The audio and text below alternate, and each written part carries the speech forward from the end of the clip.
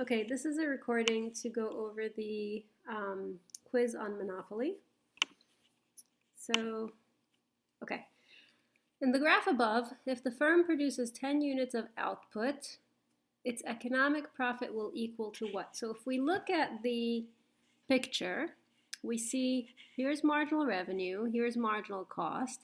So the quantity produced will be 10 units. The price will be up on the demand curve, which is $20. For this quantity, what can we tell about average cost? Average cost is 15.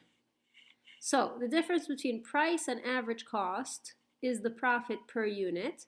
So difference between 20 and 15. So this guy is making a $5 profit for each of the 10 units. So that's $50 worth of profit. Okay. In the graph above, which of the following is most likely to occur if the firm increases production beyond 10 units? So if he increases production beyond 10 units, then the marginal cost is greater than marginal revenue and profit will actually fall. So let's see the choices. Consumers will be willing to purchase more than 10 units at the price of $20. That's not true, right? Because we see that if they're going to purchase more than 10, the price has to be lower than 20.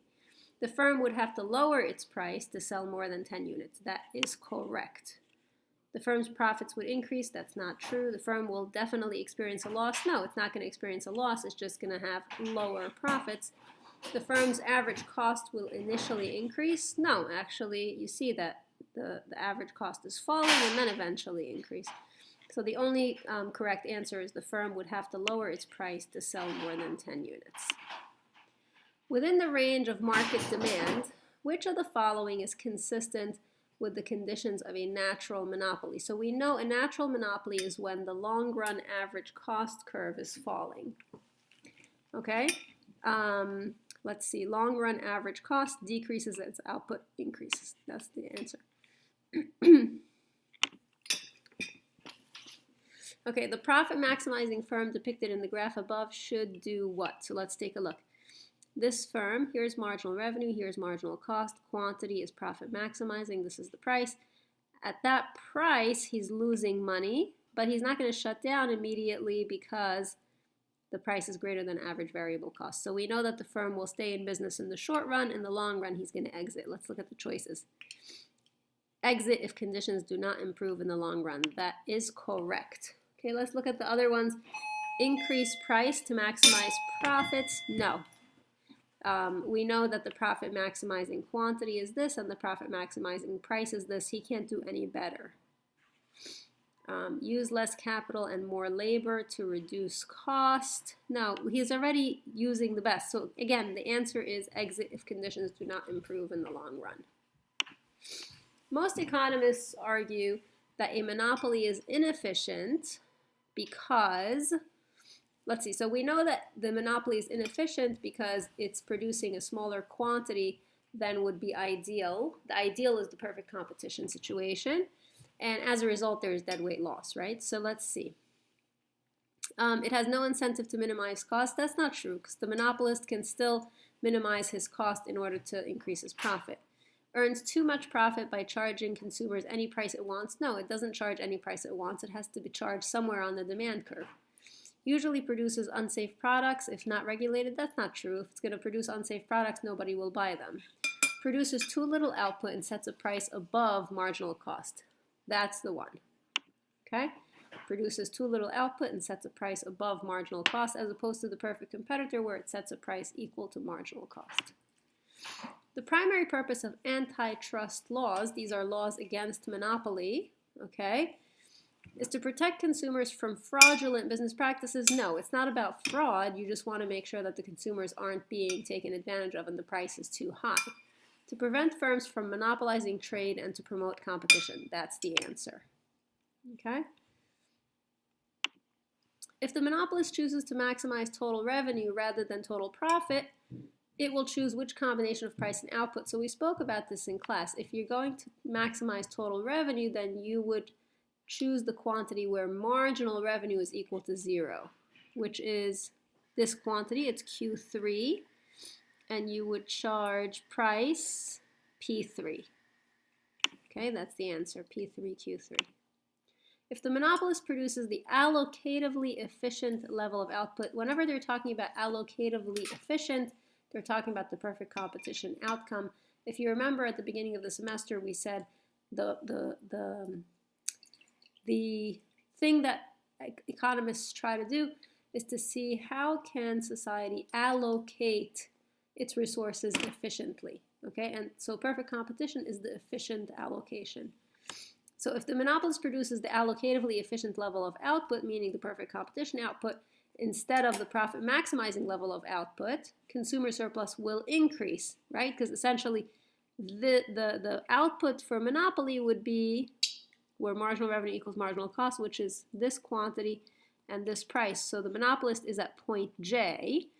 If he were a perfect competitor, he'd be at point K, right? So consumer surplus under the monopoly is the triangle, right, up to J and P5, okay? And if it were perfect competition, the consumer surplus would be this much larger triangle. So moving from monopoly to perfect competition, you're getting this extra trapezoid, which is P5JKP4. Okay, there you go. Increased by the area P5JKP4. A profit maximizing monopolist selects its output level in the elastic region of the demand curve. Okay, I might have, I think this was incorrectly graded, so it's the elastic portion. Which of the following enables the seller to capture the entire consumer surplus? Perfect price discrimination, right? Because that's when you're charging each customer a different price. Which of the following is a source of monopoly power? Barriers to entry. Okay. If the government wants to regulate this monopoly to produce the socially optimum level, that's the perfect competition level, it should set a price. Well, okay, so this is a natural monopoly situation where the average cost is falling and marginal cost is below, right? So if the government wants to produce the socially optimal level, then they would choose the perfect competition output level, which is Q4, and set a price of P2, okay? Unfortunately, that would cause the monopolist to go out of business. When the monopolist produces a socially optimal level of output, it's actually losing money. It's incurring economic losses, and it requires a subsidy to continue in business. Which of the following is true for a monopoly, but not for a perfectly competitive firm? Let's see. The firm maximizes profit by equating marginal cost to marginal revenue. That's true of both monopoly and perfect competition. At the profit maximizing level, price is less than marginal revenue. That's not true in either. Okay.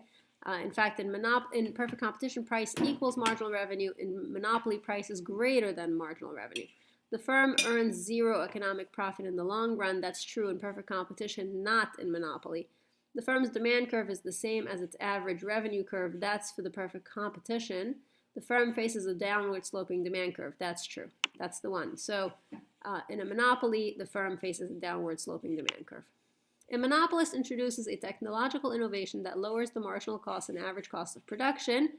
The price of the good and the level of output are most likely to change in which of the following ways? So if we are to see that, right, so in other words, let's say here's the monopolist.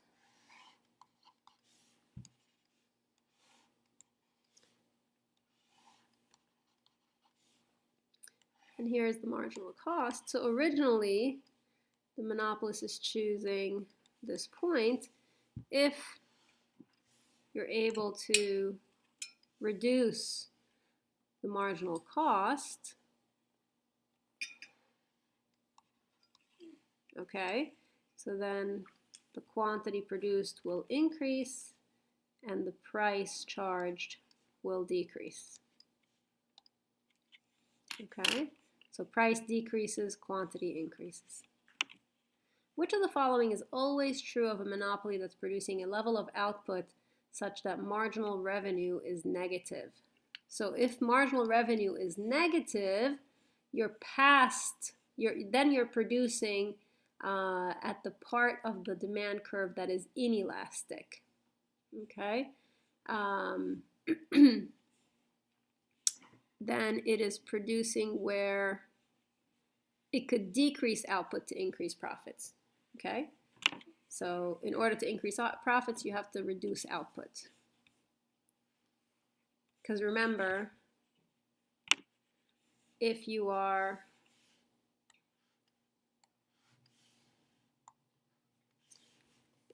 producing where marginal revenue is negative, here's the demand curve, that means you're producing in this portion. So you're past the profit maximizing point. In order to maximize profits, you should reduce quantity produced. Okay. If Steve R. Incorporated is a monopolistic producer of diamonds, the firm's demand curve is downward sloping because, okay, the number of diamonds Steve R. Incorporated offers for sale affects the price of diamonds. That is correct, right? Marginal revenue is positive throughout. No, because sometimes it turns negative. The demand is inelastic. This isn't telling us anything. That could be, you can have demand that's inelastic in perfect competition and monopoly, anything. So that's not it. That's not true. That's not true. So it's because how much you sell affects the price. Which of the following is necessary for a firm to practice price discrimination?